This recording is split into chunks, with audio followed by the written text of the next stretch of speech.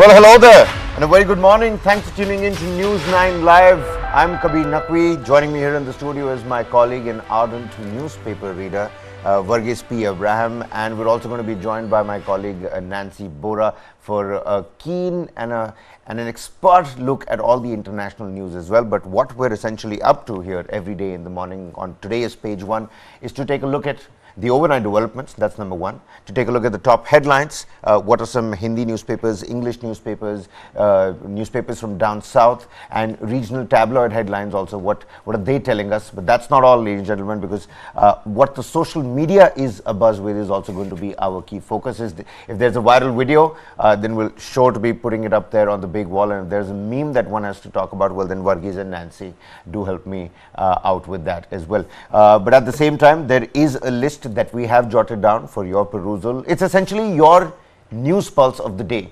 You are actually on top of it, and when we're trying so hard to break down these newsroom barriers and these rigid structures, really making the viewers part of the editorial meet, why don't you meet us halfway? Get down in the comment sections on all these segments that we have lined up for you to understand what the day's news looks like, and for us as well, because we're going to be carrying out various discussions and debates and TV shows of whatnot. So in terms of the list that we have out for you, the first focus is essentially going to be on G20, the G20 summit. Delhi has been completely decked up, Varghese, but what's more is that Joe Biden is now going to be on his way to the national capital, because he has confirmed his visit. Jake Sullivan has spoken on India, China affecting the G20 summit as well, but the White House press secretary has spoken about Joe Biden's health, and it seems like it's all positive on that front. More than that, take a look at this particular headline. It says 1949 to 2020, Constituent Assembly to the Supreme Court, how the bid to rename did not exactly fly. And why we're going to talk about that is because, again, the Prime Minister's invitation says the President of Bharat has invited you, and when the Prime Minister is going to embark on his journey to Jakarta today for ASEAN, it says Prime Minister of Bharat. It says Prime Minister of Bharat. So that changed. On the other hand, late night meeting that took place at Mallikarjun Kharge's quarters, and the INDIA Bloc opposition leaders all saying that ये सिर्फ INDIA Bloc की गुट की बढ़ती ताकत का दबाव है, is what was the response. I mean, that's too much of hard pressed words, but the big question that they also asked is what's on agenda for the parliament session that you're going to have? Absolutely. And for that, they're going to come out with their own agenda that all the groups and all the leaders are going to talk about, and they will put forth that agenda, and then a common agenda is going to be brought in front of the press either today or tomorrow. That is also something that we're going to constantly be looking at. More than that, ladies and gentlemen, do continue to stay on with us. We'll talk about the ASEAN summit. The ASEAN meeting is going to end and the G20 is going to begin. The Prime Minister is on a rock and roll foreign diplomacy schedule, and he just finished BRICS. Right. He's going to attend ASEAN, and then at home he's got G20. Absolutely. And also you've got the INDIA Bloc leaders meet, and they ask what's the agenda for the parliament. Yogi Adityanath, UP Chief Minister, has briefed Prime Minister Modi on the Ram Temple completion and construction and museum and pictures of all of that. Also, Kabir, things are not that sweet when it comes to sugar. Sugar is on a 6-year high rise when it comes to its prices. Well, the Mandi man has spoken, so we'll get you exclusive insight as to what is happening at the ration stores and at the sabzi mandi, at the vegetable vendors' market as well. On the other hand, Mamata Banerjee versus Governor C.V. Ananda Bose. She hit out at C.V. Ananda Bose, saying that I'm going to cut funding to universities and I'm going to sit on a dharna. Why is she doing that? Well, because she's miffed over the fact that you're making appointments to universities but not clearing bills that have been passed by the assembly. We're going to throw all of that out there for you. Hyderabad, the rain, there's an IMD alert over there. 4 people have died in Telangana, and the death toll in terms of rains collectively at a national level is so huge, it's going to be eye-boggling for all of you. So do stay on with us. We'll bring you the a youth's perspective as well on the show. But first and foremost, ladies and gentlemen, our focus shifting to G20. Let's begin with G20. Let's start with G20, ladies and gentlemen.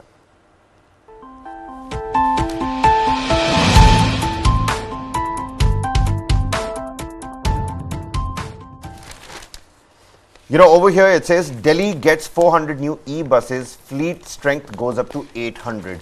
It's really great that the G20 is happening over here, and the Delhi's bus fleet has also been taken care of. But people are already worried about what is going to happen in these 3 days. People who are living in the national capital, in Lajpat Nagar, in various areas in and around the peripheries of Lutyens, Delhi, what is going to happen? On the other hand, illuminating dark spots, more CCTVs, security has been beefed up at the metros and the railway stations. There is going to be proper crowd control, ladies and gentlemen, and they've been readied as the city is on alert.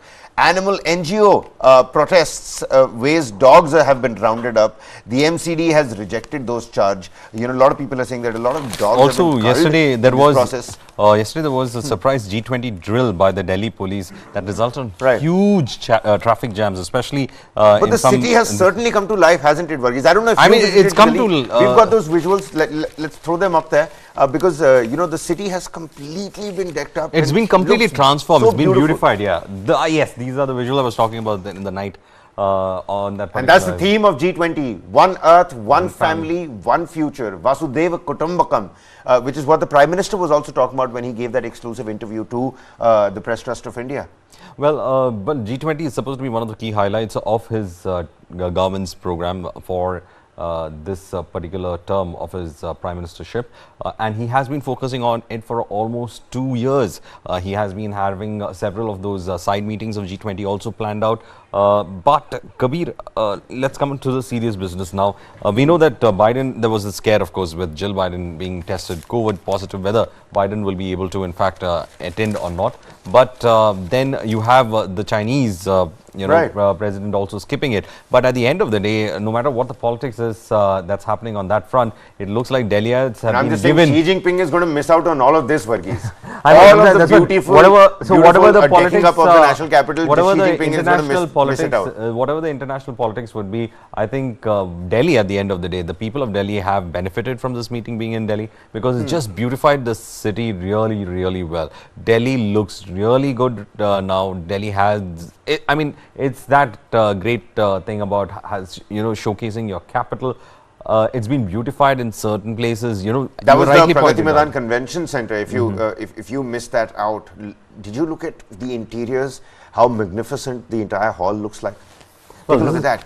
It's got a weird new look to it, and I can of course see the architectural inspiration that has been taken from the emblem as well. If you look at the interior design of that structure, it has also phenomenal. There have been aspects of trying to make it look more of a postmodern, but at the same time having that Indian ethos as well. So that's the kind of interior design that we have seen over here. But the fact remains is that Delhi, a lot of places that were having these dark spots, they have been cleared.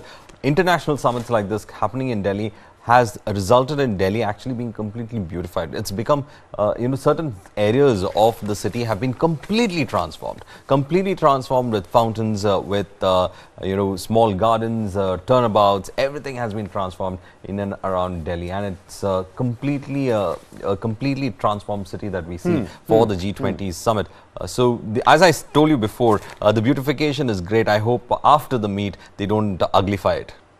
Well, absolutely. And the first guest arrives. Nigerian President Bola Ahmed Tinubu is in New Delhi yesterday. Tinubu, the first head of delegation to arrive for the G20 summit, was received by the MOS Health SP Singh Baghel at the airport. The MES spokesperson Arindam Bagchi tweeted that this is the Nigerian president's first visit to India since he assumed office. But that's not all. At the same time, the summit is going to keep the Delhi's airspace busy as well. A lot of people have been asking me whether, they can fly in during the G20 summit. Can they fly out during the G20 summit? How does that happen? In case your flight does land, what way do you take to different parts of the national capital region? Is something people are already talking about. And airlines have been given the options to reschedule as well. So there's going to be a lot of rescheduling, which is why the government also put out plans way well in advance so that people couldn't, plan out their travel accordingly. But coming to away from all the street art, away from all the decking up, away from all the facilities that New Delhi will have to offer, and the beauty that New Delhi will have to offer for the G20 summit. Apart from all of that, Varghese, coming to the diplomatic end, Joe Biden is something that you spoke about. Now I'm reading here, it says Jill Biden tests positive for COVID-19 United States President tests negative. United States First Lady Jill Biden has tested positive for COVID-19 just days before President Joe Biden, who tested negative for the virus, is due to travel for a group of G-20 summit in India. The White House said on Monday that Biden's 72-year-old wife, whose symptoms were described as mild, last had COVID in August of last year. All that being said, it seems like Joe Biden is definitely on his way to the G20 summit. Xi Jinping might not be attending it. But Joe Biden is. So Joe Biden will be attending it, of course, and also the deepening ties between India and US is at focus over here, Kabir. You see how US as well as India has come a long way from the Cold War era.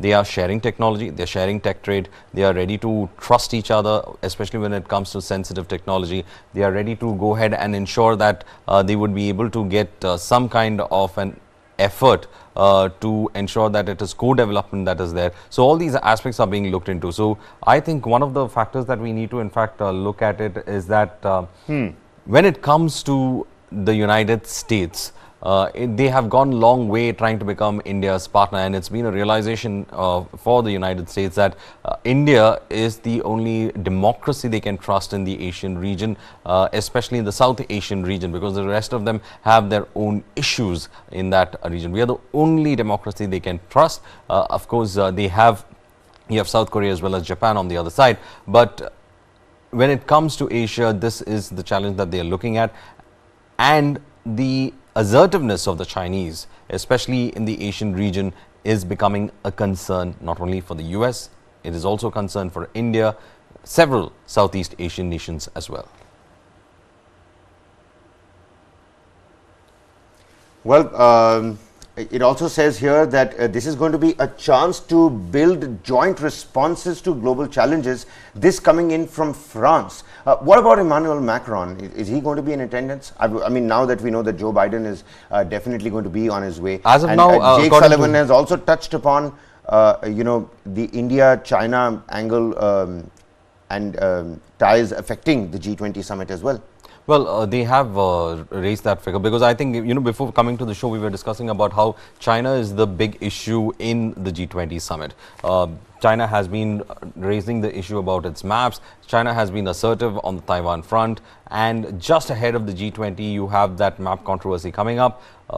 The BRICS summit, apparently there was a talk about disengaging, but we don't know how much of that talk actually did play out. And then in the G20 also, we have this complication with regards to the presence of Russia, especially as the Ukraine war is also going on. So all these factors are being looked into at this G20 summit. So we must in fact see as to Chinese presence being part of all this. But yes, the border tensions seem to have rubbed it off on the G20 summit, especially with President Xi going ahead and skipping it and letting the Premier attend it.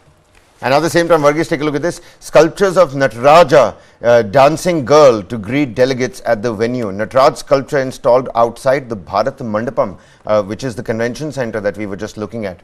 A 27-foot Nataraj sculpture has been installed outside the Bharat Mandapam ahead of the G20 summit, which weighs around 20 tons and took around 3.25 lakh man-hours to take shape.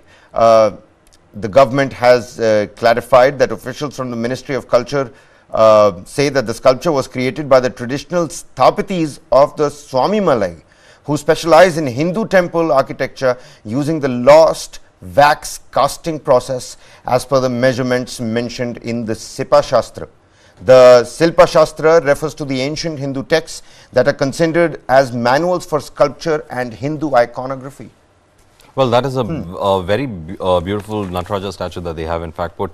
Also, it is one of the most well-recognized symbols of India as well, because it has been effectively used in the West.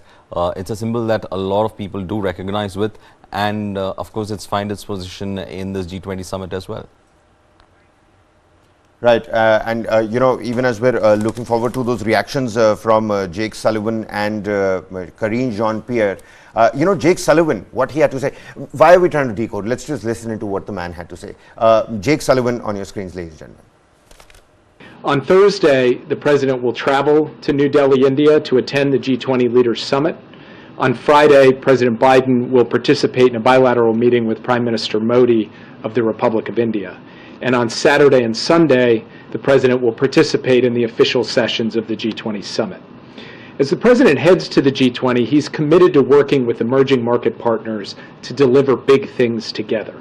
That's what we believe the world will see in New Delhi this weekend. The United States' commitment to the G20 hasn't wavered, and we hope this G20 summit will show that the world's major economies can work together even in challenging times.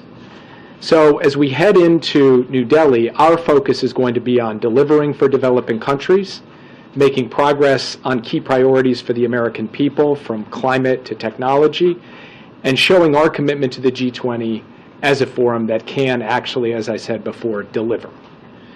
And thanks to the leadership of Prime Minister Modi and India's presidency, we hope we'll be able to do all of those things.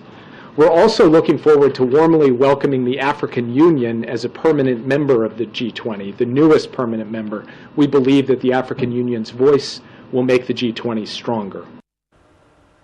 Well, now you heard Jake Sullivan over there. He's made it pretty clear about the agenda that the United States President is going to be coming with, and that he is coming there for sure. We also have Nancy Borab with us on the broadcast. Nancy, a very good morning to you. Joe Biden is going to come, Xi Jinping might not come, and all that diplomacy is going to take place. But what's the youth perspective on the G20 summit? Is that something that the youngsters are excited about? I mean, you and I, we both certainly have a long weekend to look up to. But more than that, are the youngsters talking about it? Are they excited about the G20 summit? It's the first time it's happening. The group of 20 nations coming together in the national capital. Well, definitely, Kabir. I think the most important thing that I think that this after after Chandrayaan, after Aditya alone, I think the youth is just so much excited about India's global image and the geopolitical relation that I don't think so that my generation have ever been interested in. And the most important thing that I was reading the newspaper and I saw the headline that we are going to provide UPI to the G20 delegates, and I think it was so important that I get it, the transforming of the roads, the cleaning, the decorating Delhi, and everything is fine, but India choosing correct aspects to showcase our country's image, to showcase our global image is so important that India is taking it seriously, because we want to show our technological platforms, we want to show our digital infrastructure, so that will set us apart from other countries. So I think that G20, we are heading the G20 presidency right now, and India choosing the correct platforms, the correct aspects to showcase right now is so empowering to see. India is finally coming out as a global power, to coming out as a very strong economy. And my generation is being so, everybody's talking about G20. Biden is coming. We have to talk about the all the talks that they had in June when the PM's state visit. And I think it's so important to see that my youth is being so interested. Well, it seems like we're having technical difficulties over there. We're going to quickly try and connect back with Nancy. But, she does talk about the excitement that the youth has, Varghese. And an important and interesting point that Nancy did pick up was that India is going to be putting forth its digital infrastructure to be seen, to be showcased in front of the entire world. The that digital infrastructure from UPI payments, yes. The German minister who was... Technology. It's not about UPI, it's a technology, because any country can replicate it. The question is, how do you make sure that everyone is comfortable enough to use it? That is what the aspect of the UPI has been when it comes to especially foreign governments who are trying to understand how is the safety provided, how easily it is accessible, how easily it can be in fact benefited for those target groups that need that special kind of aspect of giving them that extra push. So those are the factors that they are looking at more than the technology part of it. So how they socially pushed the UPI as a concept for everyone in society, especially India, cutting across various economic, caste, cultural aspects. How they were able to push that across is something interesting for them, and they would, some of them would actually want to replicate it as well, the ease of carrying out with an electronic way of doing business. Many people, I think most people now make digital payments. They're not really carrying their wallets with them. And even as we're talking about that, take a look at this. It says Finance Minister Nirmala Sitharaman at the Global FinTech Fest says need to set up framework to handle challenges related to crypto assets. Even as we're taking that step towards the digital, crypto is becoming the crypto, blockchain, all this technology and all these new various forms of payment is something again that the youngsters are really dealing into. And not just that, people have started heavily investing in all of this. But the beauty of the national capital over there on the big wall, Varghese, one thing is for certain, and which is something that you've hit the nail on the head on, is that the Delhiites are definitely going to be benefiting from this. They are going to benefit from this, especially from the beautification process. A lot of showcasing what India has become in the last 10 to 15 years, especially when we've seen a stable economic growth. G20 being held now is at a precise time. And of course, India has a lot to showcase. India is looking for more cooperation. African Union's entry is again the big thing about it, because AU as a permanent member would add more heft to this G20 meeting. Well, all right, let's quickly listen in to the White House press secretary, even as we understand now that Joe Biden is going to attend. The health of Joe Biden and, Jill Biden testing positive for COVID-19. Those updates coming right from the White House. Take a listen to what Karine Jean-Pierre had to say. I can tell you that the First Lady is experiencing mild symptoms and will remain in Delaware for the week. President Biden tested negative last night for COVID-19 and tested negative again today. He's not experiencing any symptoms. As far as the steps he is taking, since the President was with the First Lady yesterday, he will be masking while indoors and around people in alignment with CDC guidance. And as has been the practice in the past, the President will remove his mask when sufficiently distanced from others indoors and while outside as well. The CDC guidelines recommend a combination of masking, testing, and monitoring for symptoms. The President is doing all of that in close consultation. Well, all right, then it seems like you're going to see a masked up Joe Biden at the G20 summit. And for those who are wondering what the traffic situation is going to be like, the Delhi police has put out a nice advisory here on most newspapers and national dailies. And of course, they've also put it out on their website as well. Just take a look at this for rail passengers and for everybody. For New Delhi railway station from South and West Delhi, Dhaula Kuan Ring Road, Narayana Flyover, Mayapuri Chowk, Kirti Nagar Main Road, Shadipur Flyover, Patel Chowk, which is the main Mathura Marg. All these roads are, passengers should note that road journey towards New Delhi railway station from Ajmeri Gate site will be affected on the 9th and 10th from 500 hours to 1300 hours. Passengers are requested to make maximum use of metro services, and in case of road journey, they're advised to take the following routes. So the following routes, the routes that are available to you in terms of rail passengers for Hazrat Nizamuddin, for Sarai Rohila, it's all mentioned on the Delhi Police's website. Do check out the Delhi Police's website for all kinds of traffic curbs and restrictions. All right, ladies and gentlemen, let's quickly shift our focus over here because we must talk about the buzz over Bharat versus India. That is something that most newspapers have given a shout at right on the front page. It says, President of Bharat, Prime Minister of Bharat, now official. Government says India name change talk just a rumor. Shows mindset if anyone objects to Bharat, says Union Minister Anurag Thakur. Designations in G20 dinner invite by President. Government note on Prime Minister's Indonesia visit. It all says President of Bharat, the Prime Minister of Bharat. What's really happening at that front? Because there's a Constituent Assembly from the 1949, that particular debate, uska transcript jo hai pura, it's completely gone viral on social media. See what you got Rajendra Prasad as the president in that particular Constituent Assembly debate, and you've got Bhimrao Ambedkar sitting there. You've got Mr. Kamath, who's arguing for Bharat Parshad, Bharat Bhumi, and the other hand you've got the preamble, the name, how it begins, India, that is a union of states and territories thereof. You know, so much that has happened in that particular Constituent Assembly debate.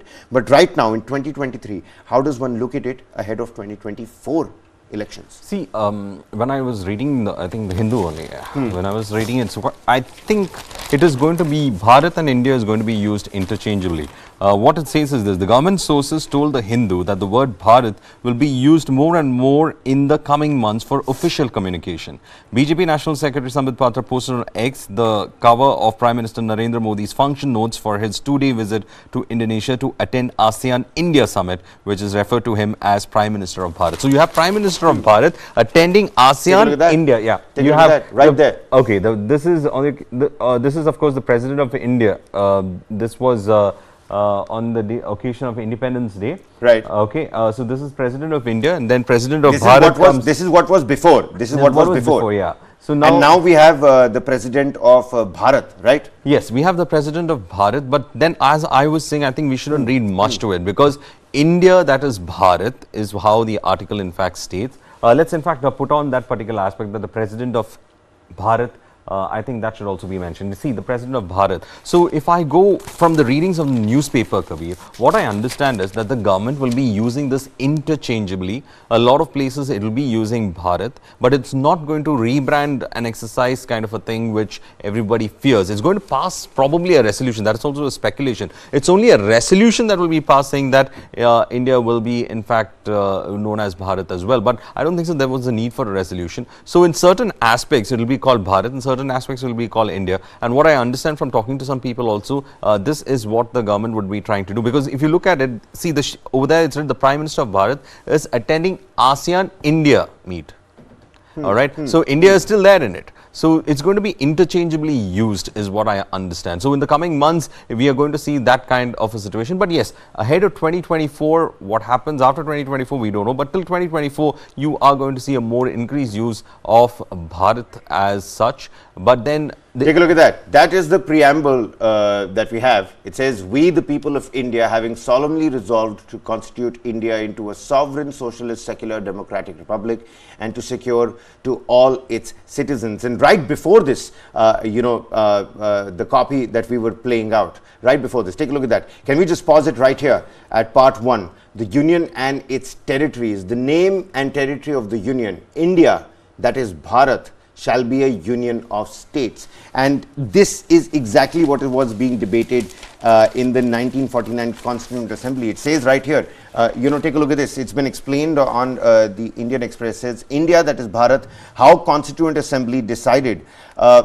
India, that is Bharat, shall be a union of states, from whether 2 commas were necessary to the order of the words to the name of the newly independent nation itself. What would become Article 1 of the Constitution of India was passionately debated in the Constituent Assembly. Who said what and how was the article adopted? Now, there were various arguments that were being made, and every time, you had somebody like Bhimrao Ambedkar get up and say, why do we have to waste so much time over this name change? You had Dr. Rajendra Prasad who kept on saying that nobody is going to move more than one motion in terms of amending the name over here, what we're looking at. India, that is Bharat, shall be a union of states. People wanted Bharat, that is India. Mr. Kamath said that it is a constitutional slip that we haven't been able to add Bharat, that is India, because it is very language oriented and language based. So it is language oriented and language based, but India, that is Bharat, also says that India, which is also known as Bharat. All right. So it is that is why I'm saying that the government is also going to play around with that particular wordplay. You're going to have India and Bharat used interchangeably. In many places, Bharat is also going to become visible. Official titles is going to become visible on it. The thing is that, of course, your entire branding exercise for the last so many years after your country became independent has been on India. The goodwill that it generates is going to be on India. You can't just change everything overnight. So the government knows that. But at the same time, it's trying to also play to the cultural aspect of it, that Bharat can also be interchangeably used and that they are not going against the constitution. So when you look at that, India, that is that particular line is India, that is also Bharat.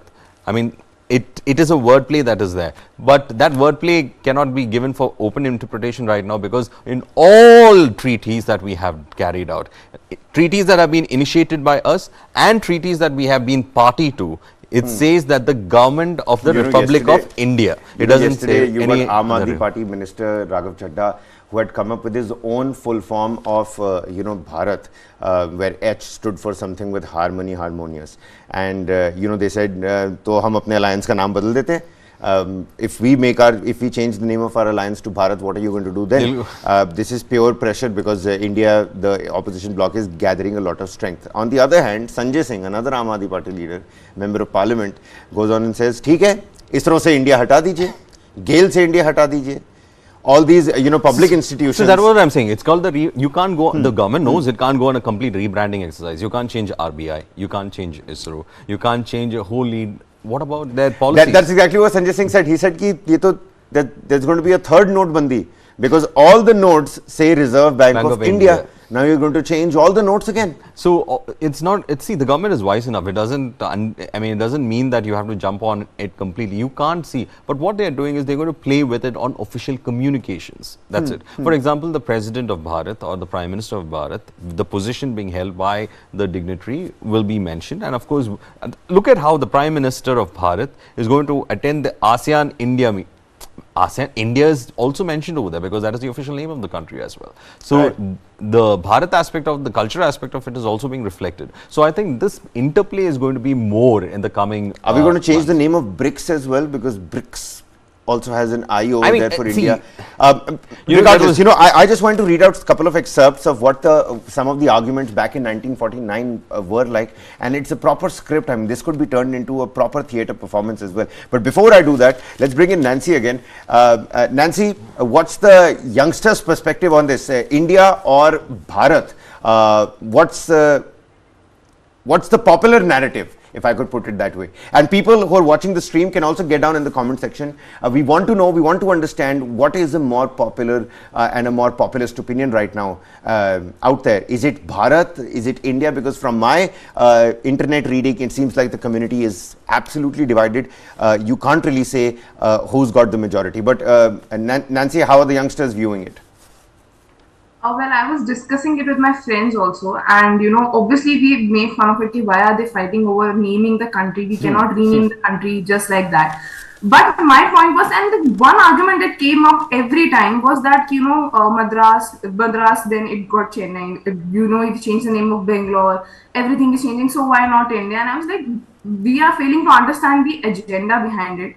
This comes after the opposition alliance named themselves as India. So this can be seen as the government's or the BJP's or the ruling party's idea to slam them back and like, okay, now we are Bharat, we are not India. But I think that agenda is the main problem here, that why are they bringing this resolution now? Why is so important to name that the president of Bharat, the prime minister of Bharat, is suddenly so important to them? And I think that the debate that happened in 1949 is so similar to the debate that's happening right now. And I think it's a revival of democracy, that we are talking about this issue. However, we don't feel the importance of it. It's just a name. But this name game can also bring out so many aspects out of it, that can it be, as you were saying, that we cannot change the name of RBI, we cannot change the name of BRICS. India is India, the India and Bharat can be used interchangeably. But the agenda behind it, that why suddenly Bharat is so important to everybody right now. And I think the opposition is being so clever with it, that Jairam Ramesh, I think, went out and he said that the objective of India is Bharat, that bring harmony, amity, reconciliation and trust. They came up with a new acronym for Bharat as well. So I think now Hindustan is that's actually the right part. It's a smart move by the Congress party and the INDIA alliance. How can you be on this acronym politics? How long will you be on acronym politics? I mean, at the end of the day, see, Kabir, when INDIA named it, how difficult it was for us. Don't you like wordplay yourself? I like wordplay, but it's not towards a nonsensical level. This is technically a nonsensical level in the way that how, another aspect over here is that, all the flexis and all the, boards behind all these press conferences of the INDIA bloc, it says, Judega Bharat, Jeetega India. So they're also saying we're using both. They're using both. Now the problem is, see, the wordplay or acronym the acronym politics that we are Nancy was speaking about. I mean, how much will you go with the wordplay and acronym politics? It's to say that, okay, we get the idea. I understand what INDIA stands for. I understand that you're trying to, advertise yourself before 2024. Now you have Bharat also, you are ready to acronymize it and try to make, but how long will you do it? What is the issue? Issue is the country's name is the issue. Is the issue that you're talking about? What about governance? Nobody speaks about governance these days. Nobody speaks about the challenges that we have for this thing. Nobody's talking about where a demographic dividend is going, how it is this thing. Nobody's talking about how high net worth individuals are leaving this country. We are talking about challenges. India is technically holding the world when it comes to the wheat supply because of the war in Russia and Ukraine. And then, the Prime Minister trying to meet the concerns of the world to supply wheat. At the same time, we have a domestic market to look at. We have climate change that's happening. I mean, what is the agenda? Both the opposition is not also spelling out the agenda, nor is the ruling party spelling out their agenda. They are caught up in these acronyms as such. 2024, of course, I think a lot of people would like to have debates on these factors rather than on acronymizations. Absolutely. Let's, also talk about how the opposition is now, posturing itself. The opposition went into a huddle late last night. There's a picture over here of that meeting. Congress Chief Mallikarjun Kharge chairs a meeting of floor leaders from the INDIA Bloc ahead of the special parliament session at his residence in New Delhi on Tuesday. Government to divulge special session agenda. Sonia set to write to Prime Minister Modi and flag issues. Because the agenda is not clear, the opposition right now seems to be miffed. Now the opposition is saying that they're not going to boycott, at least there is no clear report in the media that they're going to boycott the special parliamentary session, which is from the 18th till the 22nd of September. But at the same time, they're angry that why aren't you telling us what the agenda is so that they can prepare themselves? And this is why Sonia Gandhi is now going to write to Prime Minister Modi. When you say a special agenda, when you call a special agenda, at least the agenda should be spelt out.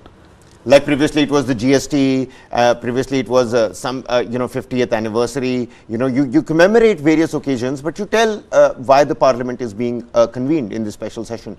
Do you think it's wrong on the government's part that they're not coming out and unless there is something which is of paramount importance or of national importance where you don't want the agenda to be set earlier on, I think spelling out the agenda is perfect. Right. It says here, with the government yet to reveal the agenda of the upcoming special session of the parliament, Congress Parliamentary Party Chairperson Sonia Gandhi will write to Prime Minister Narendra Modi and flag key issues on which the party wants a discussion on. The decision was taken at a meeting of the Congress Parliamentary Strategy Group on Tuesday. The party conveyed the decision to the floor leaders of the opposition INDIA Bloc, who met soon afterwards at Congress President Mallikarjun Kharge's residence. Some leaders said Kharge, as a leader of opposition in Rajya Sabha, should write on behalf of the opposition alliance with signatures of all floor leaders, but the Congress was keen that Sonia Gandhi write that letter on behalf of all the parties. The other parties subsequently agreed. So Sonia Gandhi is going to write that letter on behalf of all the parties of the INDIA bloc as well. Will that letter will have some sort of weightage now, wouldn't it? Well, it'll have weightage, but again, it is up to the government to decide whether it has to spell out the agenda or not. And it would be perfect if they did go and say, this is the agenda that we are looking at. And probably, I think the government just, as the session days for the session are going to come close, they might actually spell it out till then. Till then, they're keeping it under wraps. But there is this curiosity that has been generated as to what could be for happening in that 5-sitting session. So much of it is happening. Like, for example, the controversy that we just discussed about Bharat or India. We're talking about whether the UCC is going to be implemented, various aspects of it that we are looking at. So the speculations would in fact die down. But there seems to be some, no government would call a special session unless there is something. Well, one nation, one poll, people are talking about that. That also, yes. Bharat or India, is it going to be made official in the parliament over there? That is also something speculating. But before we move on to other news and we wrap this Indian politics, domestic politics and India's foreign diplomacy segment, let's also quickly take a look at Prime Minister Modi's trip to ASEAN. I have with me here yesterday's Ministry of External Affairs' press conference. Let's also, move and take a look at what's happening over there. It says Prime Minister Narendra Modi will depart the national capital on the night of the 6th of September and return late on the evening of the 7th of September. So it's just a quick in and out that's going to happen in Jakarta in Indonesia. Given that the G-20 summit follows shortly after the ASEAN summits, it will be a short visit. We are appreciative of the Indonesian government for making adjustments to the ASEAN meeting schedule so as to facilitate Prime Minister Narendra Modi's program. That's, well, the aura of the Prime Minister. That's what he needs. He can go there and ASEAN will tweak its own schedule so that the Prime Minister Narendra Modi, Prime Minister of Bharat, according to the pamphlet, can go there and attend the ASEAN summit. It also says here that by way of background, this will be the 9th ASEAN-India summit to be attended by the Prime Minister. The summit, in a sense, is special since it is the first one after the elevation of India-ASEAN relationship to a comprehensive strategic partnership, which happened last year. During the summit, Prime Minister will review the progress in ASEAN-India relations and provide them with further direction. India's relations with ASEAN are a central pillar of our Act East policy, as well as of India's vision of the wider Indo-Pacific as well. Well, also when it comes to ASEAN, ASEAN countries have been considered as the tigers of Asia when it comes to the economy. We've been trying to have a deeper engagement with ASEAN. It did not start today. I mean, the Prime Minister's visit towards ASEAN and focus on ASEAN has been a culmination of India's Look East policy, which ensured that there is some kind of an attempt to engage with this region that has been long neglected. And some of them are known as Asian tigers when it comes to their performing economies. You have Thailand, you have Malaysia, Singapore, you have upcoming, the small dragon as they call it, Vietnam. And all these countries are in fact growing their economies, and there's a lot of opportunities for India to be engaged with them and to be in tune with their economic growth that would also benefit us. So it is a large trading area that we need to be part of, and at the same time, Australia is also down this, down south. And when we are looking at Australia, we have to understand that if we're going for a nuclear reactor kind of an idea for powering our industries, we need Australian uranium. So that is also another aspect of it that we are looking. We already have ties, talks with them. Well, and, at the trade is 12 at noon, we're doing a full-blown show on the Prime Minister's ASEAN Summit. For those of you who are looking for what's going to happen, well, you can tune into News 9 at 12 for all that's happening under PM Narendra Modi's visit to Indonesia, Jakarta, for the ASEAN meet. Let's quickly take a look at some, stories that I really wanted to touch upon, and it's important that we touch upon those stories as well. Right here on the front page, it says that the Supreme Court has come in and spoken on the law and order situation, but more importantly, the UP Chief Minister. Before we go on to that segment, ladies and gentlemen, let's look at the UP Chief Minister and how he's briefed the Prime Minister on the Ram Mandir, the Ram Temple's construction. We've got some visuals on that front as well. He's given a brief to the Prime Minister now, hasn't he? He met the Prime Minister and he's given a brief on the Ram Temple construction. That's exactly why the UP Chief Minister was, that's why he called upon the Prime Minister. Well, the Ram Temple construction is one of those important aspects of BJP's policies that has been highlighted. It is also that propelled them to power. Let's not know, it was the Ram Janmabhoomi agitation that gave them the impetus to be in power today in Delhi, the kind of power that they enjoyed now. And it is going to be, one of the highlights of the BJP's politics when it comes to showcasing the Ram Mandir. And of course, its construction, they're hoping to complete it as fast as possible and showcase it and complete that construction and showcase it as one of its aspects. So it has its own values when it comes to being showcased as an achievement for the BJP, and of course the Chief Minister's office has been keeping a close track on every aspect of its construction. So I think it is just a brief on that. Let's see what further that development holds then. Absolutely. Let's bring in Nancy here real quick. Nancy, how does the young and the youth reflect on the Ram Temple? I mean, religion in India, people wear it on their sleeves. And of course, something like the Ram Temple, which many are saying is going to be the Brahmastra of the Bharatiya Janata Party ahead of 2024, because vote bank politics and religion, there's a very thin line in our country when it comes to that. How does the young view it? Is it more faithful? Is it more full of belief, or does it understand the politics behind it and around it? What's your opinion on that? Well, I think the youth is perceiving the whole issue just like the older generation is, because we are also divided into, some people are saying that it's an important step towards our signifying and establishing our religious importance, Hindutva, Hinduism, and everything is bad. But it is also important that this was a part of politics of BJP. It was their trump card for the elections. And Ayodhya temple mandir that we have seen in courts, we have seen the cases, we have been covering it for so many years now. And I think that our youth is also divided into that. We understand the politics behind it, we also understand the religious importance behind it, and the division. Because, and I think both of these sides, when they combine these opinions, I think we come out with very rich discussion. And I think that is the most important thing, that the youth is finally talking about it, that religious is not a sensitive issue. It's an important issue that we must talk about, because it is a big part of the country we live in.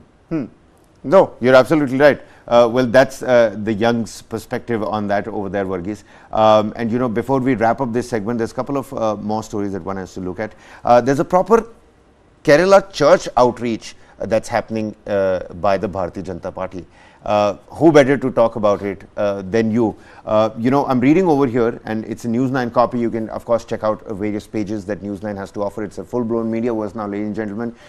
More on that on the other side, but let's come back here. BJP in Kerala looks to reconcile with church leaders after a relationship took a hit due to the Manipur violence. You remember how the church had to come in, and it said that why is the central government so quiet on it? And they had been doing their work, but everybody was saying that sab par pani phir gaya. It's all gone to waste now. Now this reconciliation, do you think it's going to work? How is it happening? What's happening essentially in Kerala? For the BJP, when it comes to Kerala, especially those Christians, they are looking for a particular group of Christians, and they are looking at the Syrian Christian community within the Christian community in Kerala. So within the Syrian Christian community, they have been probably seen the rise of Islamophobia to an extent. And they have also, in fact, seen how the competition has been there between both the communities as well. They were trying to build from 1990s onwards. Right. From 1919 onwards, they have been trying to. But this is Suresh Gopi. This is the actor turned politician Suresh Gopi who's being utilized here. Visited Varapura's bishop's house and Kerala Catholic Bishops Council headquarters the other day. Suresh Gopi. What's the essence and what's the idea behind Suresh Gopi? Suresh Gopi has been, BJP's pointsman in Kerala. He has been an MP, of course, over here, and he also has contested in the assembly elections from Kerala as well. But the fact remains is how much of an outreach would be successful with Suresh Gopi and the Kerala churches is a big question mark, because Manipur did dent it. Because there are direct connections between Kerala's Christians and Manipur, in the sense that some of the institutions are manned and run by them. It did affect them psychologically to the point that they dissociated with them. I was having a conversation with one of those people from Kerala who had been associated with the outreach. So what he was saying is that, there was this Nair-Nasrani combination. Nair-Nasrani mean Christian in Kerala. Nair-Nasrani combo, what they were looking at, they have been working on it for almost 35-40 years. And Manipur just send it down the drain within just 1 month, 2 weeks. All that hard work that they had done, they had been engaged. These negotiations have been happening from the 1990s with the bishops and the lay leaders of the church, and it's been going on. It was a slow progress that they had achieved, but they had nevertheless achieved to the point where some of the Syrian Christians have been actually associating themselves. Do you think it's going to work? Do you think it's going to work? Well, the damage Suresh Gopi now, but see, the thing is, Suresh Gopi, actor, who's been an actor, who understands, who comes from Kollam, who understands, the Travancore area. Well, for me, I would say it is too little, too late, because the damage is done. Because here what has happened is that no matter what the bishops could say, it is, the lay leaders, that is the common man of the church, is going to decide. And in the common man's church, Manipur has become a very, very big issue, and it has hurt them also at the same time. And even those who would want to have gone with the BJP, they have distanced themselves. And those who have been engaging with that conversation, so as I said, for almost 45 years, they have been engaging with that conversation, trying to make inroads into the Christian community. Well, that has that group of people also this is are something unable that can be turned into a full-blown show as well. This particular topic is something that we can bring leaders of the church and people from the Bharatiya Janata Party from their Kerala unit and talk about it. But meanwhile, moving on, ladies and gentlemen, take a look at that.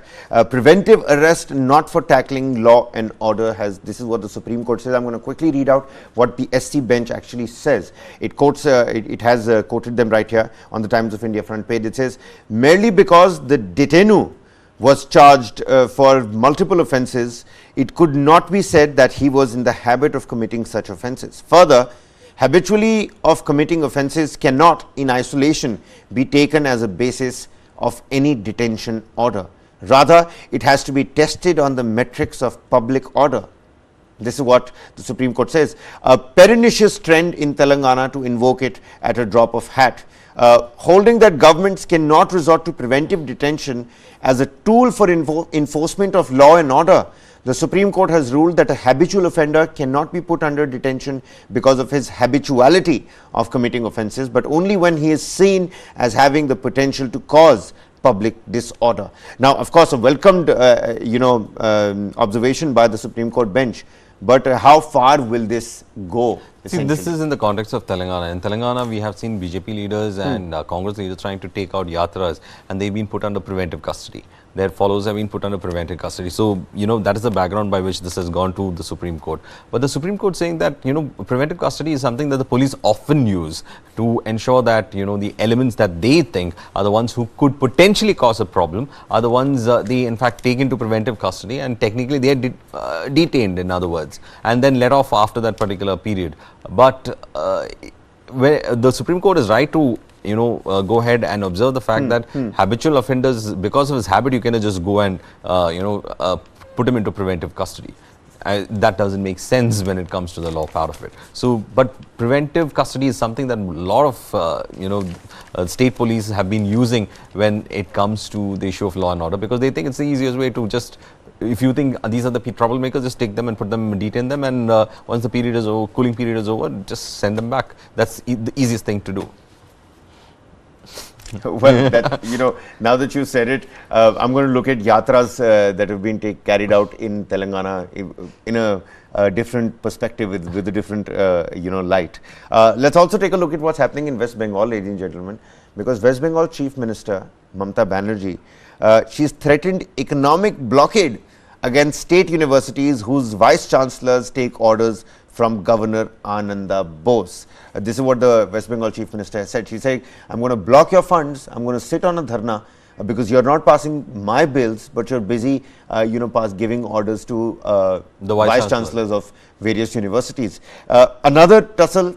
Last time around, it was the current Vice President Jagdeep Dhankar, who was the erstwhile West Bengal governor. He every now and then had a tussle with West Bengal Chief Minister over the law and order situation. Now it's universities. Again, rings a bell of what Vijayan faces with Arif Mohammad Khan in terms of the varsity struggle in Kerala. But West Bengal Chief Minister over here hitting out at the governor over varsity appointments and vice chancellors. What's your take on that, Varghese? Well, see, unfortunately, okay, technically this is how it is in this country. The chancellor of universities is the governor of that particular state. State universities is the governor of that state, and central universities, of course, it is the president. Who's the chancellor?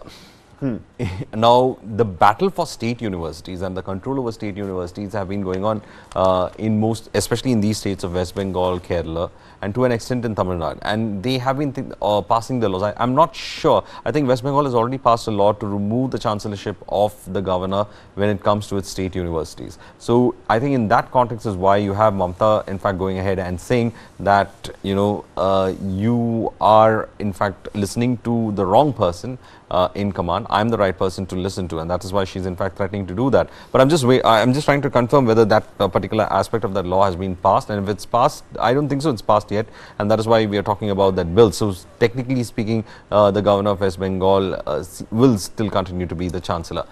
So it's got the similar tonality of What you see in an R.N. Ravi versus M.K. Stalin, in a Arif Pinari Mohammed Vijayan Khan versus versus Arif Mohammed Pinari Khan. Vijayan, yes. It is turning out to be something like that, essentially, right? It is. Not something that's affecting national politics per se. It's not about national politics, but it is going to become an acrimonious way of expressing the fight between the governors as well as the chief ministers, because most of the governors, Kabir, over here are being said that they have to be apolitical, but they are not political is what, they are political is what, you have the state governments arguing about. So, this is something that has been going on between, especially in non-BJP states, is what they claim. And of course, yes, see, this is the issue that has happened. West Bengal governor names interim VCs for 16 universities, and that's what it was led to. Right. We'll have to throw some more light on that and wait and watch as to how things really pan out in West Bengal between C.V. Ananda Bose and Mamata Banerjee. You know, we're also learning that very soon External Affairs Minister Dr. S. Jaishankar, there's going to be an important interview of the foreign, minister very soon. And we might be able to cut live to that. Before that, let's take a look at two developments that I wanted to talk about. Number one is, of course, the Hyderabad rains. Rains have been pounding Hyderabad city, and Telangana, 4 people have died in Telangana due to the rains over there. The rains are absolutely mad. In various places, schools are still shut, and even today, yesterday it was under red alert, and today as well, the IMD has placed Telangana under various kinds of alerts in various places. People do, check the updates from the Met Department before you step out. But 4 people have died in Telangana, Varghese. Well, this is the situation that we see in Telangana and as well in Hyderabad. Urban flooding is something real. Bad planning is what is leading to urban flooding in many places. And also, Hyderabad is not meant to be a city to take so much of rains. It's only recently that Hyderabad has been witnessing the kind of weather we have seen. They have an inland river called the Musi River, but that also tends to flood up, especially when it comes to its capacity to carry the water away from the city. So all these factors have been contributing to it. And Hyderabad, as I said, was not actually designed to go ahead and take this kind of rain, kind of punishment of rain as such. And urban urban development in Hyderabad, well, there are questions being raised on that as well, whether you have built great roads, but what about the drains that require for these roads? These are questions also that are being asked when it comes to Hyderabad. Well, all right. Then another aspect that I did want to touch upon, because I mean, take a look at that. People having to wade through knee-deep water, and the 4 people who have lost their lives, out of them 3 have been, poor farmers. Always, my heart just goes out for all the poor people who, succumb to natural, events and weather events. Just certainly not fair. Just certainly not fair. All right, ladies and gentlemen, it seems like one last aspect that we can quickly touch upon is that of the sugar prices, Varghese. Quickly, in about 30 to 40 seconds, give us a quick, sugar update as to what the prices are like right now, and a Mandi expert view on that as well, Varghese. Well, what we understand is the reason for the sugar prices to increase is because of the deficient rainfall that the country has been seeing. Sugar is a very water-intensive crop, Kabir. So let's start with that. So this is what is being said, that the country's annual consumption of sweetener is about 27 million tons. The government said it is set to bring official estimates of sugar production. Sugar prices rose to a 6-year high on Tuesday amid concerns over deficient monsoons, but the government has maintained that there are sufficient stocks to meet demand during festive season, which is beginning from this next month onwards, where the prices, the demand is set to soar. So if India ends up a smaller crop due to scanty rainfall by key producer states such as Maharashtra and Karnataka, the government may ban export of sugar in the new season, that is from October. High inflation is currently pressing concern, and right now it is being said that we are looking at 7.44% when it comes to it's at a 6-year high. Sugar prices have hit a 6-year high. Yeah. So I think also the wholesale prices of sugar is available for us. It is being said that wholesale prices of sugar was at 37,750 a ton, an increase of about 2.9% in fortnight, highest since 2017. India has limited sugar export to 6.1 million ton as of now. So this is the 2.9%. I mean, I'm looking at all that sugar on the screen. Varghese, it's only great that it is hitting that 6-year high, right? Because it's not good for us anyway. Well, all right. It seems like we've sort of wrapped up all the news stories that we had lined up for the viewers. And many thanks for all those who have gotten down in the comment section. Nancy, many thanks for staying with us throughout the show. We're going to keep coming back to you for all the youth perspective on that as well. Let's quickly toss and cut live to that External Affairs Minister, Dr. S. Jaishankar's at different points of time in G20, there have been some presidents or prime ministers who, for whatever reason, have chosen not to come themselves. But that country and that country's position is obviously reflected by whoever is the representative on that occasion. So you had some occasions where you had a president or two, sometimes three, who have not themselves come. But I do think my sense from talking to the ministers certainly, and I know the Sherpas are in touch with each other. They are right now trying to hammer out the final document. I think everybody is coming with a great deal of seriousness. I mean, will it have an impact on the outcome of the meet? I would put it